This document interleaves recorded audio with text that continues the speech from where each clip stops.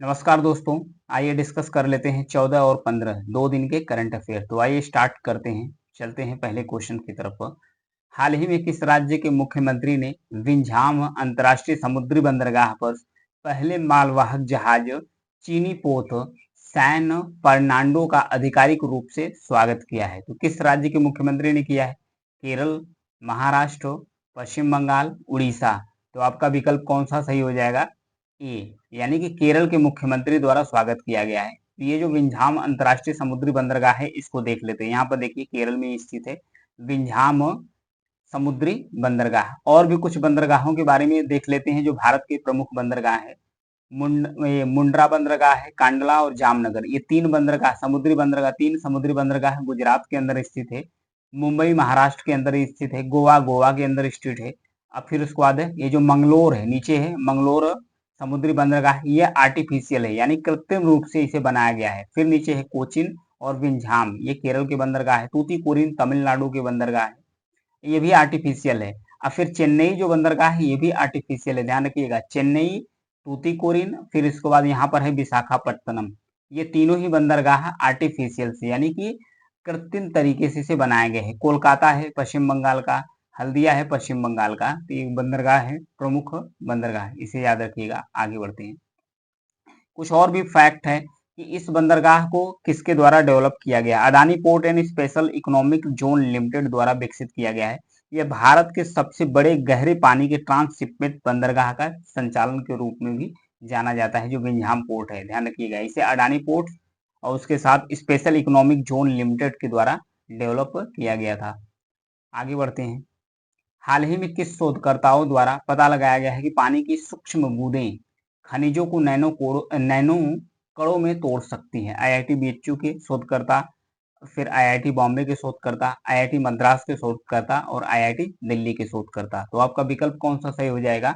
आपका विकल्प हो जाएगा सी, यानी आईआईटी मद्रास के शोधकर्ताओं ने यह पता लगाया कि जो पानी की सूक्ष्म बूंद है ये खनिजों को नैनो कणों में तोड़ सकती है। तो इससे फायदा क्या होगा?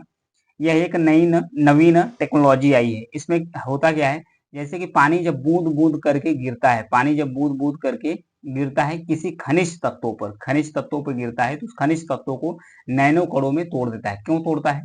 जब पानी इकट्ठा बल्क में गिरता है तो फिर उससे कुछ फायदा नहीं होता। नैनो कणों में तो नहीं तोड़ पाता खनिज को, लेकिन बूंद वाला गिरता है। क्यों? क्योंकि जो बूंद की पानी जब बूंद के रूप में आता है ना, तो जो बूंद वाला पानी होता है इसमें इलेक्ट्रिक फील्ड होता है, और जो सरफेस टेंशन यानी पृष्ठ तनाव होता है, दोनों के कारण ये आता है, खनिजों पर जब पड़ता है तो उसे नैनो कणों में तोड़ देता है। इससे फायदा क्या होगा बूंद बूंद के पानी से?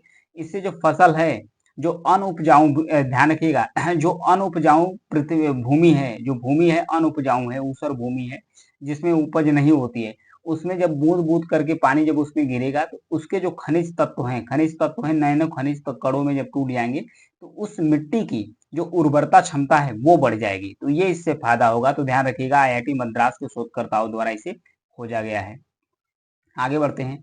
हाल ही में किस राज्य के स्थानीय लोग पर्यावरणीय सामाजिक चिंताओं के कारण सियांग जल विद्युत परियोजना का विरोध कर रहे हैं?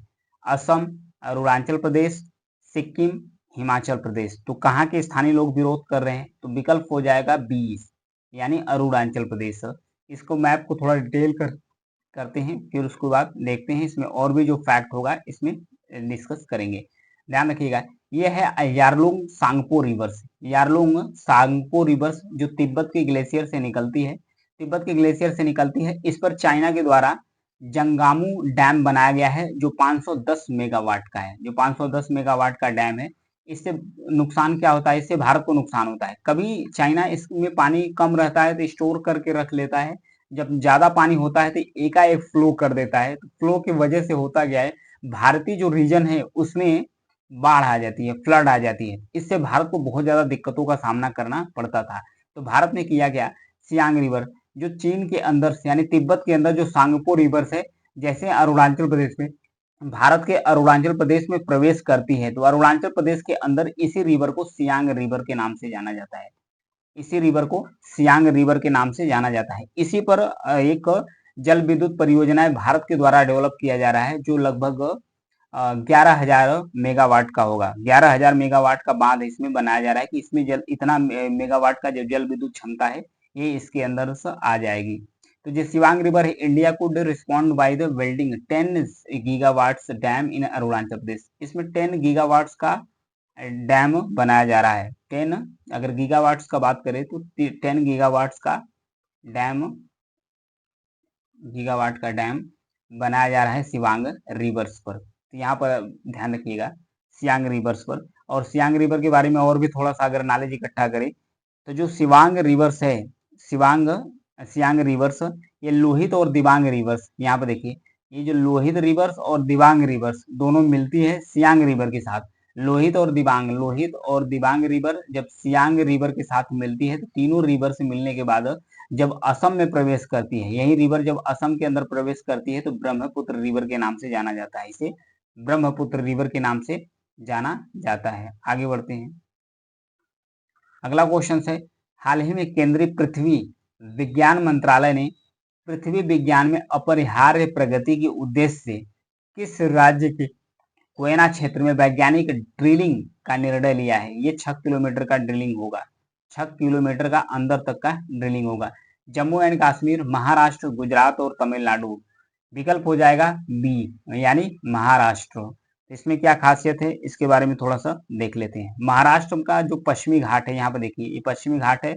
पश्चिमी घाट में महाराष्ट्र के अंदर ही स्थित है। यहाँ पर देखिए कोयना रीजन, ये है कोयना रीजन, पूरा कोयना रीजन है। यहाँ से गुजरती है कृष्णा रिवर से और भीमा रिवर से, यहाँ से देख सकते हैं भीमा रिवर कृष्णा रिवर से इस क्षेत्र से निकलती है।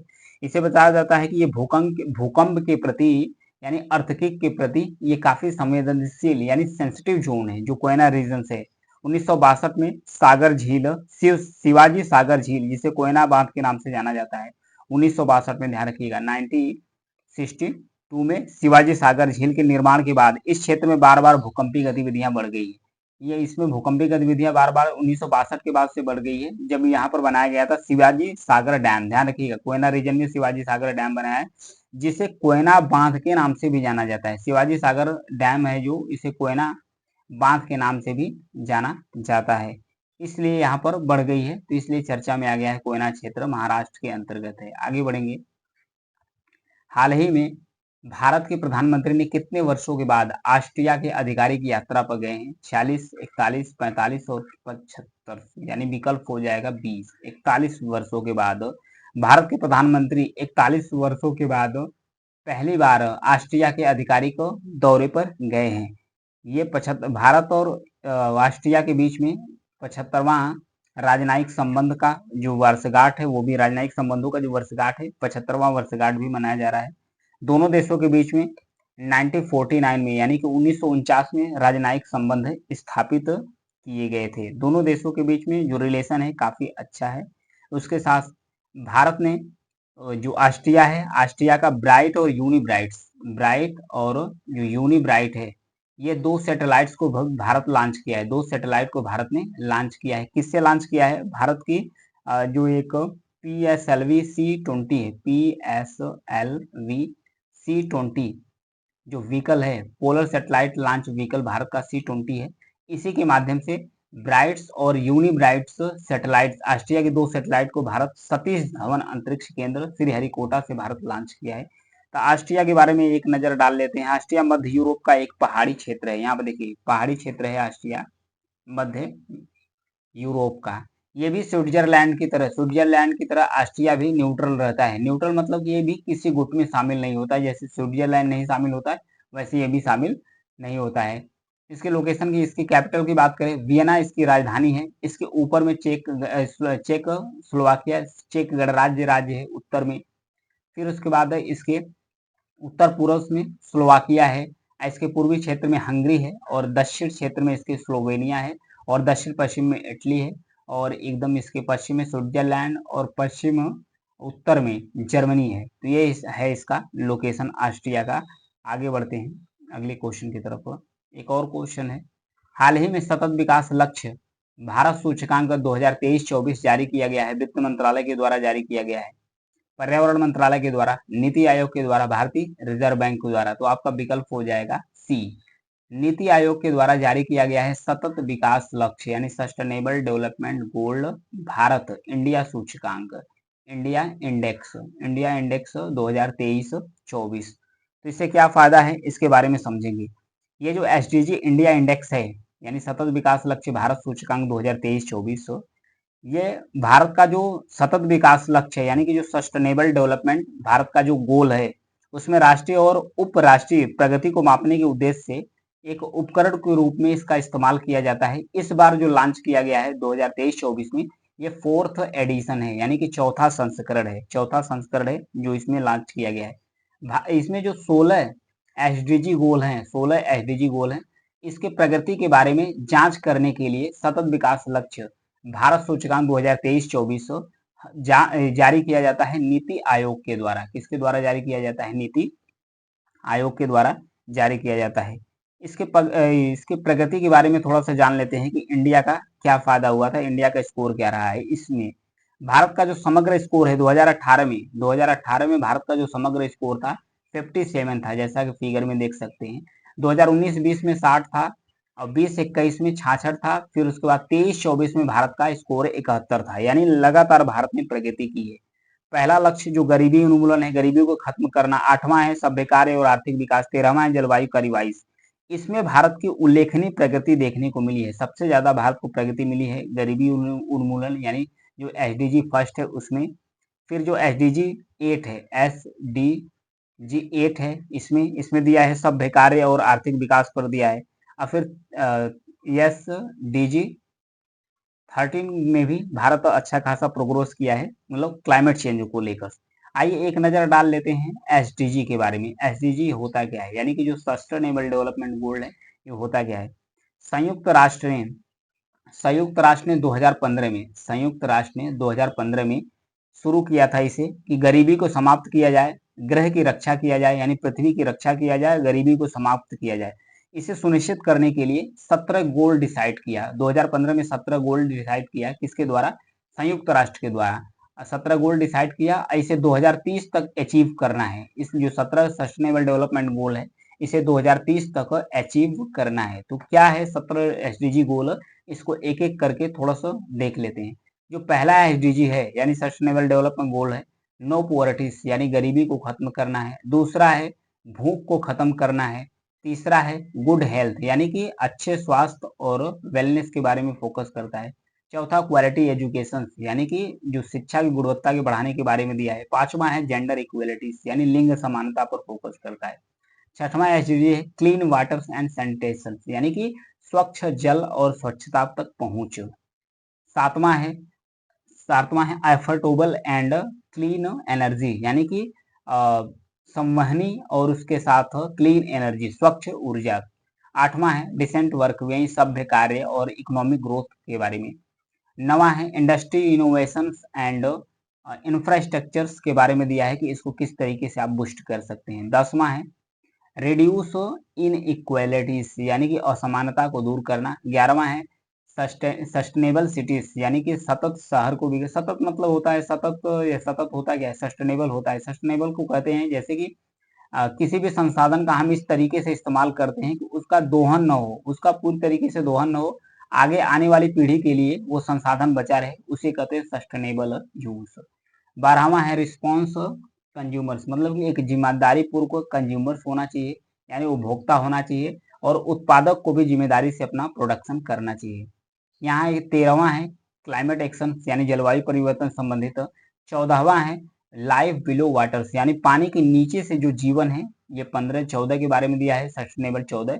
15 है लाइफ ऑन लैंड्स यानी पृथ्वी के ऊपर के जीवन के बारे में दिया है। ये 14-15 काफी इंपॉर्टेंट है, इससे संबंधित क्वेश्चन कई बार बन चुके हैं।